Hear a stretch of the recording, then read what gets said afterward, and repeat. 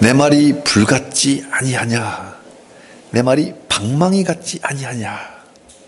여호와의 말씀은 불과 같고 방망이와 같다고 하나님이 직접 예레미야 23장 29절에 말씀하십니다. 신약에서도 하나님의 말씀은 예리한 칼처럼 혼과 영과 및 관절과 골수를 찔러 쪼개기까지 한다고 히브리서 4장 12절에 말씀하셨습니다. 그렇다면 하나님의 말씀을 전달하는 종들의 그 설교가 어떠해야 할까요?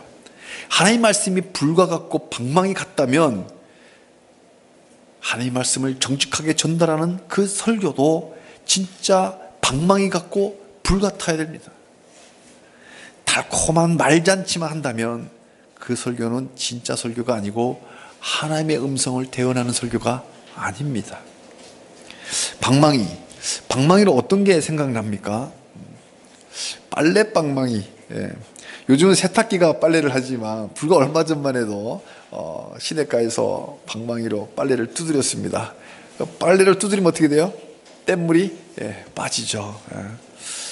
또 경찰 방망이도 있습니다. 범죄자들 잡을 때 방망이를 사용합니다. 그러니까 하나님의 말씀이 방망이 같다라는 뜻은 죄인들의 그 죄를 떼뱉기듯이 죄를 벗겨내는 역할, 그렇게 돌아오라고 회개하라고 이야기를 해도 돌아오지 않는 자는 결국 경찰 방망이처럼 심판한다는, 회개케 하는 말씀, 그 다음에 거역하는 자에게 심판하게 하는 말씀이다, 이런 뜻입니다. 불은 인화물질을 태웁니다. 그리고 타지 않는 물건들은 불은 녹여버립니다. 물질마다 독특한 녹는 온도가 있어요. 융점이라 그러죠. 그래서 이걸 잘 이용하면 불순물을 다 제거할 수 있습니다. 제철소의 용광로가 그렇습니다. 순금을 만들 때도 불을 이용합니다. 녹는 점이 다르니까 불순물들을 먼저 제거할 수 있는 겁니다. 그러니까 불은 죄를 태워 없애기도 하고 또 녹여 없애서 순결하게 만들어 줍니다. 그래서 하나님의 말씀, 내 말이 불 같지 않냐, 방망이 같지 아니하냐라고 하신 이 선언은, 하나님의 말씀은 성도들에게는 복음입니다. 왜? 성도들에게 하나님의 말씀이 떠질 때는 방망이같이 불같이 죄를 벗겨주거든요. 회개하게 하거든. 회개해야 은혜로 들어갑니다. 은혜의 통로의 길은 회개예요. 그러니까 방망이같이 불같은 그 뜨거운 말씀이 사실 성도에게 복음입니다. 어둠의 자식들에게는 심판입니다. 방망이 맞으면 아프죠. 불에 맞으면 죽습니다. 그래서 끝까지 거부하는 자들에게는 하나님의 말씀이 심판이 됩니다. 저주죠. 그러니까 하나님의 말씀을 전달하는 목회자의 설교 또한 회개하라는 설교라야지, 심판을 경고해서 돌아오라고 하는 설교라야 바른 설교입니다. 귀에 듣기 좋은 달달한 설교는 하나님 메시지가 아닙니다. 언제나 하나님은 달달한 말씀을 하지 않아요.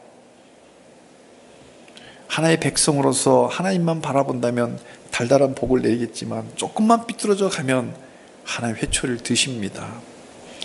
예레미야는 본문 앞에 22장에서 하나님은 공의와 사랑이시다. 그러니까 하나님을 안다면 정권자는 정의와 민생으로 정치 행정을 해야 되고, 그렇지 않다면 그 정권은 하나님 아는 것이 아니라고 선포했습니다. 이어지는 오늘 말씀 본문 23장은 그 시선을 정권자들에게서 당시의 선지자들에게로 옮겨옵니다. 만일 정권자들이 정의와 민생을 외면하면서 하나님을 거역한다면 그 시대를 살아가는 선지자들은 어떻게 해야 할까요? 기준은 정의와 민생이에요. 왜? 하나님이 정의와 민생이기 때문에, 공의와 사랑이기 때문에.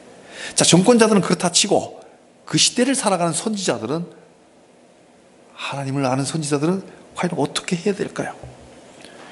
하나님이 보낸 선지자들이라면 그들의 설교는 응당 방망이 같아야 되고 불과 같아야 됩니다.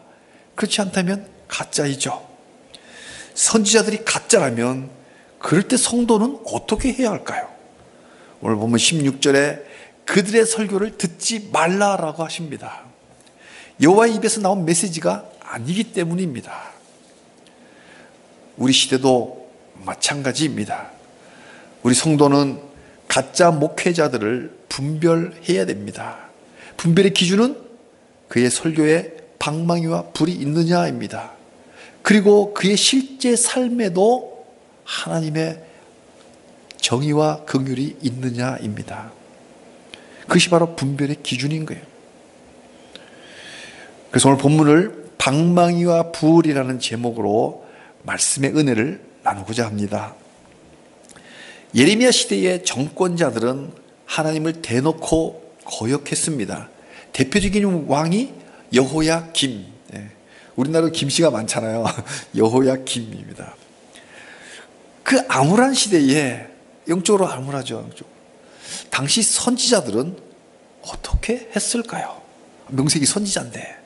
오늘 본문 9절은 이렇게 시작합니다. 선지자들에 대한 말씀이라. 이것만 보고 정말 훌륭한 선지자입니다, 그렇게 생각하면 안 돼요. 여기서 말하는 선지자는 가짜 선지자들을 말하는 거예요. 가짜 선지자들에 대한 말씀이에요. 영적인 간음자들이고 영적인 사기꾼들이에요. 돈 갖고 사기만 치는 게 아니라 영을 갖고도 사기를 쳐요. 그런데요, 이런 영적 사기꾼들이 한두 명이 아니에요. 10절에 보니까 이 땅에 가득하도다. 예루살렘 그 성전, 성소, 그 시온성 같은 그곳에 가짜 선지자들이 가득하다. 그들의 행위는 악합니다. 밤낮 몰두하는 것들이 하나같이 정직하지 못한 것들을 쏟아내요. 속이 정직하지 못하니까 겉으로 나오는 것들도 다 그렇게 정직하지 못한 거예요. 11절입니다. 당시의 선지자들과 제사장들이 다 사악한지라 심지어 내 집에서도 그들의 악을 발견하였노라. 성전 안에서까지, 사세생활만 악한 게 아니라 성전 안에서까지도 악한 짓들을 했습니다. 이런 자들을 하나님은 반드시 벌을 내린다고 말씀합니다. 재앙의 날을 맞게 될 거라고 분명하게 하나님은 말씀하십니다. 예레미야는 당시 선지자들의 그 사악함을 좀 더 구체적으로 말을 이어갑니다. 13절입니다. 북이스라엘의 수도 사마리아의 선지자들을 우매하다라고 합니다. 겉으로는 하나님의 종이지만 실제는 바알의 종이었습니다. 영적인 간첩입니다. 그래서 나라가 망한 거예요. 그 다음에 남쪽으로 돌립니다. 남쪽 유다의 수도 예루살렘에 있는 선지자들도 더하면 더했지 덜하진 않았습니다. 우매하다 못해 가증하기까지 하다라고 이야기를 합니다. 14절에 중요한 말씀이 나옵니다. 함께 읽겠습니다. 내가 예루살렘 선지자들 가운데도 가증한 일을 보았나니 그들은 간음을 행하며 거짓을 말하며 악을 행하는 자의 손을 강하게 하여 사람의 그 악에서 돌이킴이 없게 하였은즉 그들은 다 내 앞에서 소돔과 다름이 없고 그 주민은 고모라와 다름이 없느니라. 거짓 목회자들이 자기들만 타락한 것이 아니라 당시에 악을 행하는 정권자들의 손을 강하게 하는 이론까지 제공했습니다. 이 빨갛게 치는 이게 중요한 거예요. 악을 행하는 자의 손을 강하게 했다는 거예요. 종교가 정권의 도구로 전락해버린 거예요. 어떻게 교회가 악한 정권의 시녀가 되냐 말이에요. 그래서 가증하다라고 지금 예레미야가 예루살렘 선지자들을 지금 질타하는 거예요. 정권이 말로는 정의와 민생, 근데 실제는 온갖 부정 다 저지르고 민생을 외면하고 있는데도 선지자들은 설교 시간에 그 악한 정권이 되레 정의롭고 민주화를 하고 있다고 두둔하는 거예요. 자, 그러면 어떻게 될까요? 어떻게 될까요?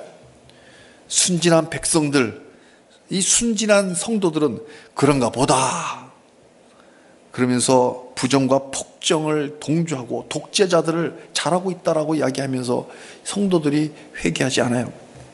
선지자들이 그렇다니까 그런가 보지 뭐. 성도들을 영적으로 잠재우는 거예요.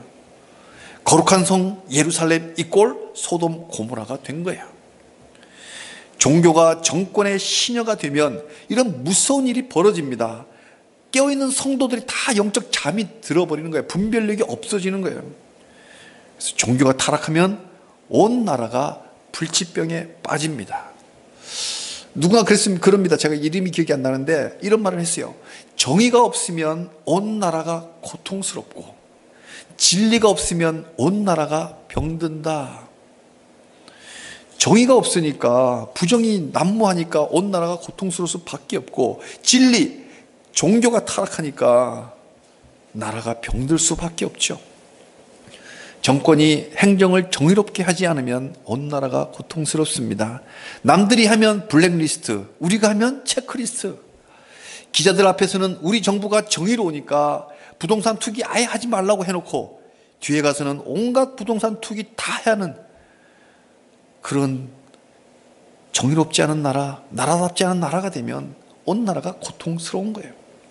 그런데요, 더 심각한 것은 정권의 부패가 아니라 종교의 타락입니다. 거짓 선지자들은 악한 정권, 악을 행하는 자의 손을 강하게 하는 이적 행위까지 서슴지 않게 하는 거예요. 하나님과 대적하는 행위잖아요. 예레미야가 신랄하게 질타합니다. 그런데요, 사랑하는 성도님들, 지금 이때가 2600년 전 이야기입니다. 2600년 전에만 그랬을까요? 사탄이 배후에서 조종하고 있기 때문에 이런 사건은 지금도 계속되고 있어요. 가까운 예를 한번 보겠습니다. 불과 100년도 전에 우리 20세기 인류는 잔인한 양차 대전을 겪었습니다. 우리나라도 그 피해가지 못했어요. 1차 대전에 패망한 독일이 민족적으로 열등감에 빠졌어요. 전쟁을 일으킨 나라, 낙인이 찍히고 독일 민족들이, 국민들이 얼마나 나름대로 열등감에 빠졌을 거예요. 그 침체되어 있을 때 1930년경 나치 정당이 일어나고 거기에 히틀러가 합류하면서 독일 민족을 새 부흥을 주도하고 세력을 얻어가면서 어느덧 제국으로 커가고 있었어요. 우리 독일 민족이 최고야 라고 다시 그 열등감을 회복시켜주는 역할을 하면서 응집하기 시작한 거예요. 그런데 이 히틀러는 제국의 명분이 필요했던 거예요. 그때 교회를 이용합니다. 1933년 히틀러는 독일에 있는 모든 교회를 통합합니다. 그래서 독일 복음주의 연합교회를 결성합니다. 카톨릭도 나치와 손을 잡았고 개신교도 나치와 손을 잡았어요. 그리고 이 연합교회에다가 히틀러가 설교의 주제를 줍니다. 설교 네가 알아서 하는데 주제는 이거야. 독일 민족이 우수하니까 독일이 세계를 교화시키는 것은 신으로부터 받은 사명이다. 이 독일이 세계를 전체 교화시키고 재배하고 제국을 만드는 것이 바로 하나님으로부터 받은 사명이라고 설교해. 이 히틀러의 메시지를 하나님의 메시지로 둔갑시켜서 설교하게 했습니다. 이때 이 좌익 진영에 서 있던 수많은 독일의 목회자들이 히틀러의 교시대로 설교를 했습니다. 악한 정권은 교회를 보호해줬고 그 대신에 가증한 목회자들은 히틀러의 악한 정권을 지지했고 심지어요 히틀러를 그리스도라고까지 했어요. 이 시대의 그리스도라고. 그리고 교회 십자가를 떼어버리고 그 만자 있잖아요. 독일 히틀러 만자. 그걸 갖다 덜어놨어요. 그것만이 아니라 그래서 수많은 성도들, 그 당시에 독일의 3분의 2가 개신교 크리스찬들이에요. 수많은 성도들이 히틀러와 나치당을 지지하도록 영적인 눈을 감겨버린 거예요. 그 결과 독일 교회는 건물을 유지할 수는 있을지 몰라도 복음은 잃어버렸습니다. 그런 비극의 역사가 불과 100년도 안 되기 전에 70여 년 전에 있었습니다. 순진한 백성들, 순진한 성도들은 가짜와 진짜를 분별할 줄 몰라요. 목사가 그러니까 그런가 보지 뭐. 목사라면 다 목사라고 생각합니다. 왜 그럴까요? 양은 목자를 알아봅니다. 집에 가면요 강아지도 주인을 알아봐요. 주인에도요 넘버 1, 2, 3가 있어요. 반응이 달라요. 강아지도 아는데 영은 영을 분별합니다. 근데 영적 분별력이 없는 건 왜 그럴까? 성도가 성경을 읽지 않기 때문에 그래요. 기도하지 않기 때문에 영이 죽어 있으니까 분별하지 못하는 거예요. 가짜 목사가 설교하는 대로 그런가 보다 하고 넘어가는 거예요. 그러니까 더 큰 책임은 성도들에게도 있는 겁니다. 요한일서 4장 1절입니다. 사랑하는 자들아, 영을 다 믿지 말고 오직 영들이 하나님께 속하였나 분별하라. 많은 거짓 선지자가 세상에 나왔음이니라. 이 요한일서잖아요. 2000년 전. 그 2600년 전에도 예레미야 시에도 있었고 2000년 전에도 있었고 100년 전에도 있었고 지금도 있는 거예요. 그러니까 성도는 뱀같이 지혜로워야 됩니다. 사탄은 깡패처럼 나타나지 않아요. 젠틀하게, 매력있게, 이쁘게, 멋있게 나타난다고요. 그러니까 쏙지요. 거짓 선지자들의 설교는 대체로 번영 설교입니다. 17절에요. 17절 보면 너희가 평안하리라, 재앙이 너희에게 임하지 아니하리라, 이런 설교한다니까요. 모두가 바라는 바이죠. 제발 그랬으면 좋겠어요. 모두가 항상 편안하고 재앙이 없고 안녕으로 살기를 바랍니다. 그래서 평화롭고 번영할 거라는 그 번영 설교를 하는 게 인기가 있어요. 저 같은 예레미야 설교하면 인기가 없어요. 그러나 다 잘 된다 이런 설교만 하면 인기가 있죠. 그런데요, 하나님은 그거 내 설교 아니다, 내 입에서 나온 말은 아니다 라고 합니다. 하나님은 악행하면 반드시 심판한다고 했지 악행을 해도 평안하고 재앙이 없다고 말씀하신 적이 없습니다. 이런 자들은 여호와의 회의에 참석하지도 않았고 하나님이 보내지도 않은 자들입니다. 하나님의 회의에 참석한 설교자라면 정의와 민생을 설교했을 거예요.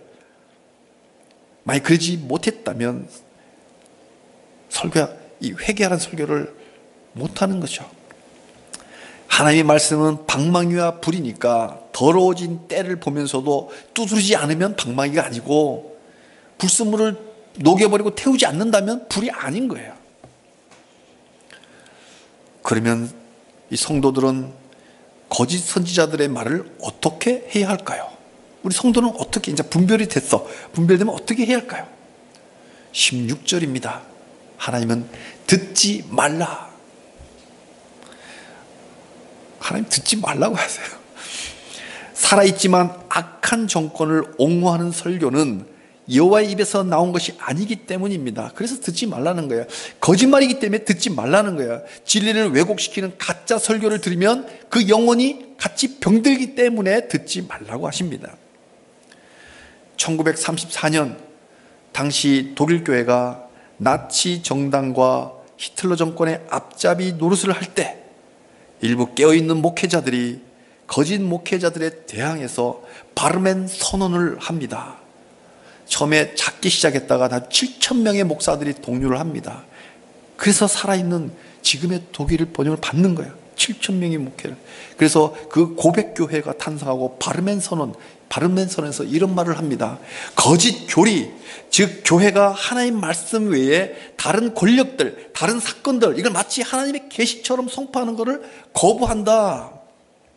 또 독일의 모든 성도들에게 이렇게 고합니다. 모든 성도님들, 히틀러와 나치당이 주도하는 국가의 말을 하나님의 말씀에 비추어서 테스트해보고 그 말씀과 일치하는 것만 받아들이십시오.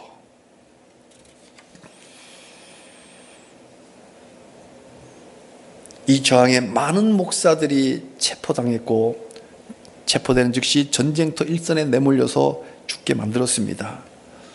그냥 죽이지도 않아요. 최전선에 나가서 총알바지로. 히틀러에게 저항했던 대표적인 독일 교회가 고백교회입니다. 제가 언젠가 한번 제주도 갔었는데 고백교회더라고요. 교회 이름이. 이 고백한 거예요. 그러니까 대표적인 목회자가 지금 사진에 보이는 디트리 본 회퍼 목사입니다. 아쉽게도 연합군이 들어가기 며칠 전에 감옥에서 순교를 합니다. 독일군이 도망가면서 다 죽여버린 거예요.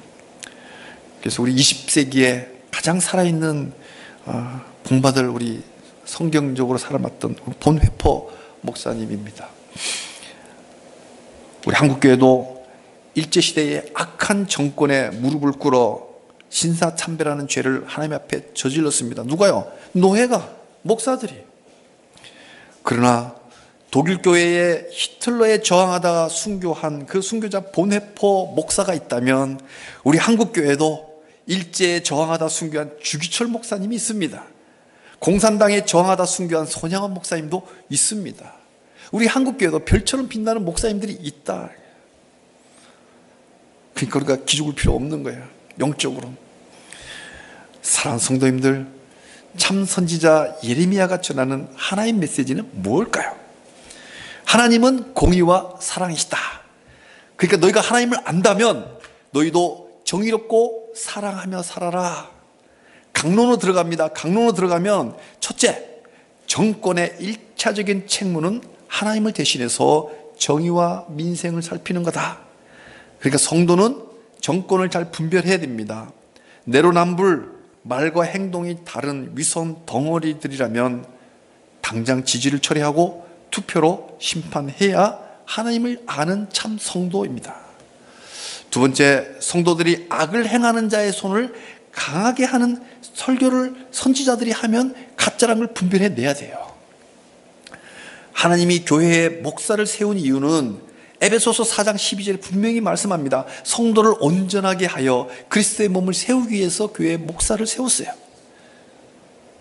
그러니까 하나님이 세운 목사라면 성도가 하나님을 아는 삶, 정의와 긍휼을 살아가도록 불같은 설교, 방망이 같은 설교로 회개에 이르도록 해야 됩니다. 그런데 악한 정권을 옹호하는 설교를 해서 성도를 미혹하게 하고 정권이 악한데도 침묵하고 있다면 이건 소극적인 악행이에요. 그런 사람들은 하나님이 보낸 종이 아닙니다.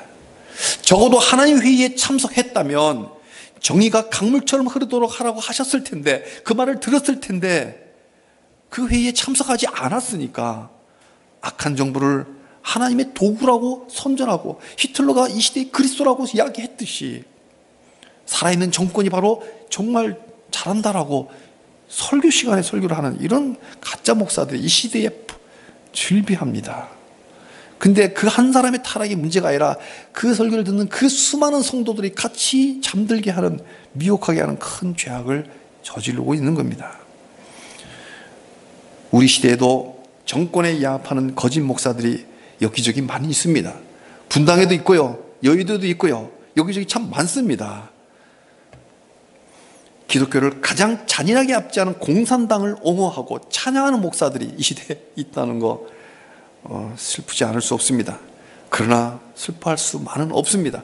과거에 사탄이 배후에 있기 때문에 쭉 있어 왔고 교회 역사에 있어 왔고 또 거기에 살아있는 목사들도 계속 있어 왔기 때문에 하나님 살아계시기 때문에 희망이 있습니다. 사탄을 이기는 무기는 기도입니다.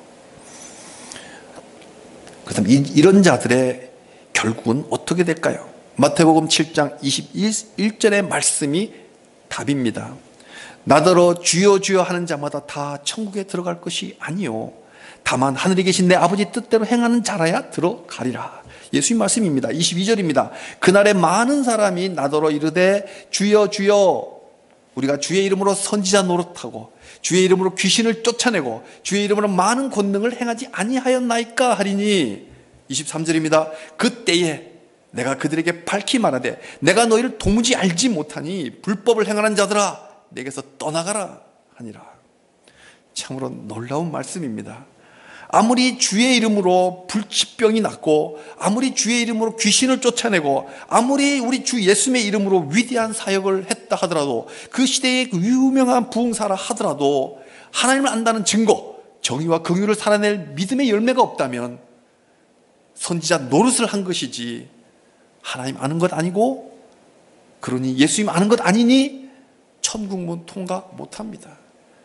흰 옷을 입어야 되는데, 그리스도 옷을 입어야 되는데 그것은 선지자 노릇한 것이지.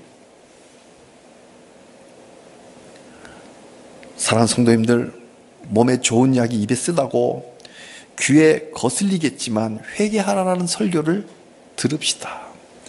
귀만 즐겁게 하는 번영 설교는 회개의 길을 막고, 그러니 은혜의 길 또한 막히는 거예요. 그러니까 하나님은 듣지 말라라고 하잖아요. 오늘 성경에 하나님 말씀이잖아요. 우리 영혼의 때를 벗겨내는 방망이 같은 설교, 불 같은 설교를 하는 목회자들과 함께 성도님들은 성경 읽기와 기도 생활을 하면서 이 악한 시대에 온전한 성도로 살아가기를 주님의 이름으로 축복합니다. 아멘.